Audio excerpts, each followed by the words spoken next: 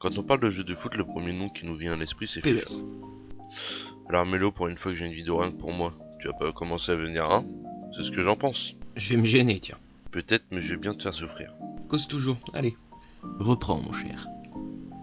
Comme vous l'aurez compris, le monde de la simulation de football a été marqué par la rivalité de premier plan entre FIFA et PES pendant près de 20 ans. Pour éviter de faire chouiner mon petit Mélo, on va pas trop dire lequel des deux a le plus maltraité l'autre. Par contre, il y a des faits sur lesquels on peut s'appuyer. FIFA domine cette rivalité sur la majorité des saisons écoulées, que ce soit les plans économiques, populaires, mais aussi compétitifs. Ça va, tu valides? Du coup, la principale question est qu'est-ce qui fait que cette rivalité est encore présente?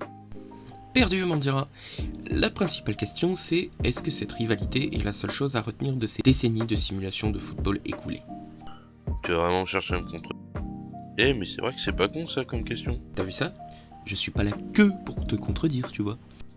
Ouais, mais je le connais, le stick, il va me faire 90% de nuances et 10% de texte à la gorge. Qui ça, moi? Non. Bref, FIFA vs PES. Est-il donc le seul repère culturel de poids que nous avons sur la question? Moi j'ai envie de dire à la fois oui et non. Non, parce que des bonnes simulations de foot, il y en a et d'autres. Je pense à Football Manager par exemple. Mais oui, parce que ce ne sont pas des jeux qui ont la même régularité sur autant de temps. Et c'est là que je me permets de venir emmerder le monde. En effet, si on se fie uniquement aux chiffres de vente et aux avis des professionnels médiatiques, FIFA domine depuis 97-98, tandis que PES fait office de concurrence vite fait à l'occasion. Or, il y a à la fois du vrai et du faux dans tout ça. Premièrement, le jeu FIFA se vend désormais et sans manquement tous les ans depuis 1993, et le titre FIFA International Soccer. C'est la licence de simulation footballistique officielle et incontournable depuis sa naissance. Sponsorisée par la FIFA elle-même donc, et titulaire logiquement de la plupart des licences nécessaires à inclure marques et noms de joueurs réels au titre. Jusque-là, pas de lézard. Est arrivé ensuite, dès 1996, le titre Winning Eleven développé par Konami. Et la concurrence entre les deux jeux s'est immédiatement faite sur fond de provenance des studios, tandis qu'EA, USA, s'occupait du titre sponsorisé par la FIFA, Konami, japonais, s'occupait d'une simulation de football un peu plus réaliste visuellement, mais n'ayant aucun droit sur les marques et licences. Sauf que tout ça, ce serait oublier un point important. Winning Eleven, ou ISS pour les utilisateurs de Nintendo, ce n'est pas du tout le premier jeu de simulation de football venu de chez Coco. La première simulation de football de Konami, venue poser les bases du genre dans le studio, c'est en réalité MSX, sorti en 1985. Et même après cela, les premiers jeux de football à vocation annuelle ont commencé chez les Japonais dès 1993. Donc, première certitude que je viens shooter avec bon cœur, non, FIFA n'est pas le premier arrivé sur le terrain. Ouais, mais enfin, ça change quoi au débat? Pour nous, rien. Pour les Kikou, en revanche... Des fois, je sais pas si tu m'énerves ou si tu m'inspires encore plus de violence que toi.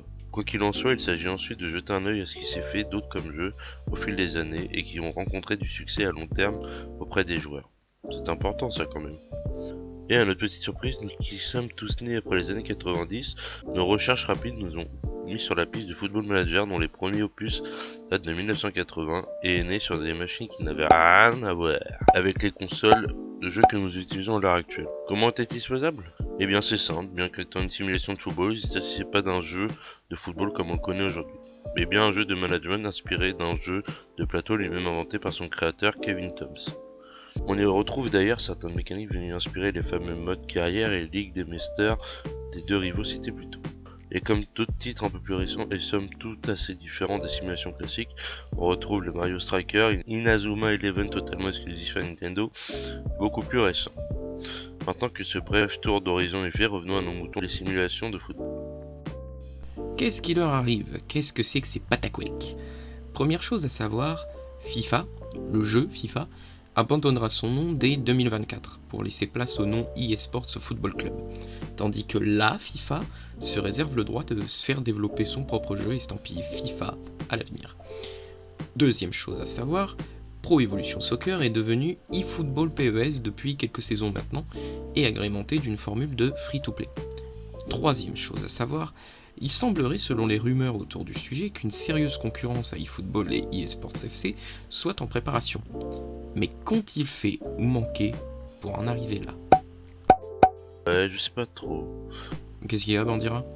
C'est pas que je suis pas d'accord mais avec tous ces gens, mais déjà je suis pas sûr d'avoir bien réussi à l'air certains comme. Et en plus ça manque de... Je sais pas, ça manque d'un truc. Ce truc, ce serait pas des vrais arguments? Si, carrément, je veux dire, c'est gentil de souligner sur le fait que depuis une mage, tu fais que perdre, mais si t'essaies pas d'expliquer en quoi tu penses et que c'est la faute de la mage, t'as juste l'air d'un con et d'un mauvais perdant en fait. Enfoiré de mélo, tu déteins sur moi. Ah non, moi j'ai rien fait. Vous l'aurez compris, ça va être compliqué d'élever le débat à l'aide des commentaires des Titouans et Kylian de 8 à 12 ans qui sont juste énervés de pas mettre plus de buts sur coup franc avec Lionel Messi.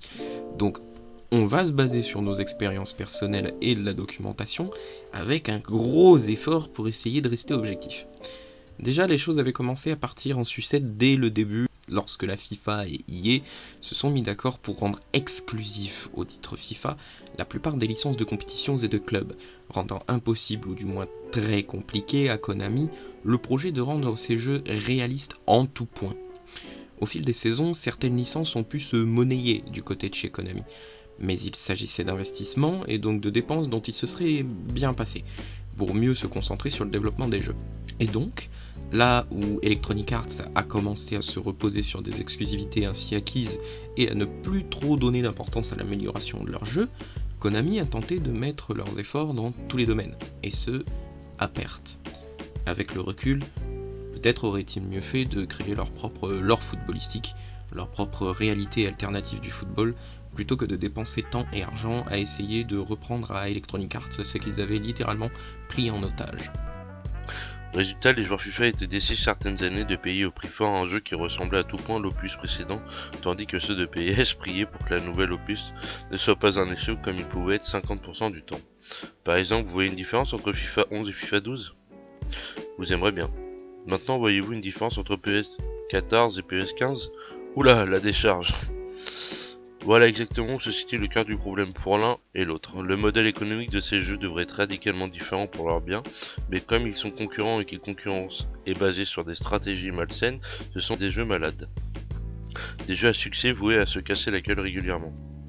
Et c'était sans compter l'arrivée en prime des modèles Ultimate Team et My Club, modèles consistant à mettre les joueurs du monde entier en compétition constante sur base de lootbox et de microtransactions. Maintenant qu'on se met dans le contexte tout de suite, ça paraît plus évident, oui. T'as vu ça ? Et donc FIFA a eu beau mettre en avant ses moteurs de jeu et autres nouveautés esthétiques, tandis que PES a eu beau tenter de rendre son jeu de plus en plus réaliste et intuitif, rien n'a été fait pour améliorer ce qui devait l'être en réalité. Est-ce qu'on doit évoquer au passage la totale partialité des médias sur la question ? Ah, ça y est, c'est le moment que, pour Mélo, de pleurer les larmes de rageux. Tu crois ? Question pour toi, Bandira.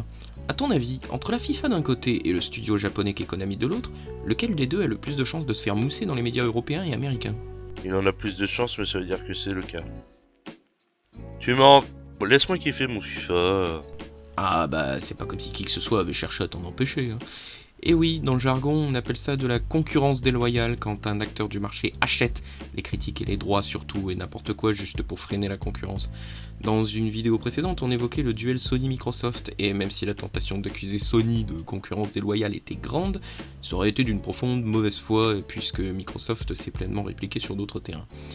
Alors qu'ici, c'est beaucoup moins évident. Konami n'a jamais eu de partenariat au long terme avec une institution aussi influente que la FIFA, et en vertu de cela, au nom du principe de la concurrence, la moindre des choses aurait été de ne pas commencer à parler d'exclusivité. Les larmes de rageux.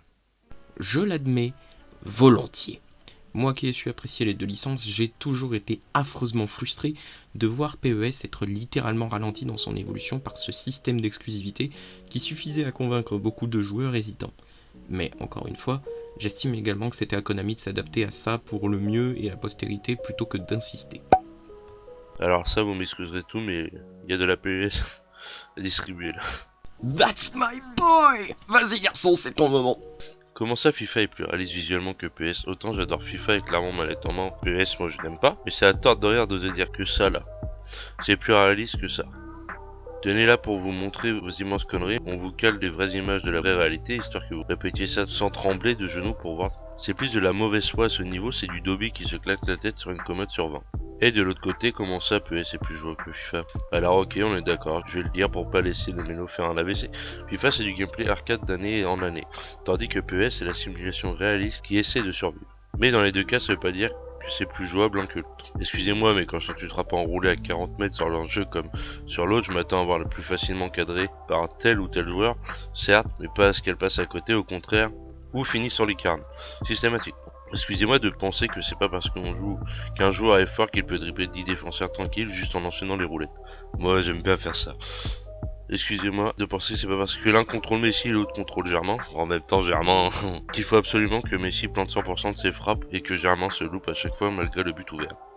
Excusez-moi de penser que c'est d'abord la qualité du joueur qui a la manette dans les mains qui devrait se voir à l'écran. Excusez-moi, dans les deux cas, l'arbitrage est nul, archi pourri, c'est un jeu vidéo codé avec des algorithmes et des mathématiques, et pourtant, chez FIFA comme PES, on est évidemment incapable de piger ce qu'est un tag par derrière ou un avantage de jeu. Les deux jeux sont codés avec le cul, ne vous en déplaise. Suffit de voir le chier de bugs que les deux se tapent dès leur sortie à chaque fois pour les piger, et on rappelle que FIFA est copié-collé lui-même au fil des ans, tandis que PES est censé traiter beaucoup moins de données officielles que le concurrent. Donc dans les deux cas, c'est parfaitement honteux. Pour faire ça, je préfère encore jouer à Mario Strike ou Inazuma Eleven, c'est mieux foutu. Et justement, ne serait-il pas temps de voir plus loin que les modèles arcade et simulation pour les jeux d'un sport dont la popularité est déjà faite? Ne serait-il pas temps que les studios arrêtent de se croire mieux lotis à être en concurrence alors qu'il suffirait de cultiver leur propre force? Par exemple, on a bien saisi que FIFA se veut être le jeu officiel du vrai monde du football, blablabla. Ok. Mais PES de l'autre côté a comme particularité d'avoir énormément d'options, de modifications et de créations. Normalement, c'est chez FIFA qu'on devrait observer de la simulation, et chez PES de l'arcade pour observer leur plein potentiel. De même que le modèle du free-to-play mis à jour chaque année aurait dû être chez FIFA, tandis que PES aurait pu être un jeu de football arcadisé, riche en données de modification, pourquoi pas scénarisé, avec des modes type street ou futsal, et le tout ne sortant pas chaque année, mais bien chaque fois que les progrès techniques de Konami rendent la chose pertinente. Il suffit de voir comme les modèles de Football Manager, Mario, Captain Tsubasa ou Inazuma cartonnent, alors même qu'ils sont très loin de faire concurrence aux deux autres. En bref, il serait grand temps pour Electronic Arts comme pour Konami d'arrêter de tirer sur la corde avec leurs modèles de jeux visiblement dépassés et de se décider soit à réellement complètement innover, soit à s'allier dans la création d'un jeu commun beaucoup plus complet. Moi j'aimerais bien un jeu de foot qui considère à shooter dans des bébés. T'es sérieux? Ouais, mais dans un sens c'est pas bien, y a qu'à demander à Zuma. Alors un bébé, du coup ça va? J'hésite entre la folie et le génie. Et quoi qu'il en soit, si cette vidéo vous a plu, n'hésitez pas à liker, commenter, partager, vous abonner. Shoot dans le bébé! Et en attendant la prochaine, on vous dit La bise sur vos fesses.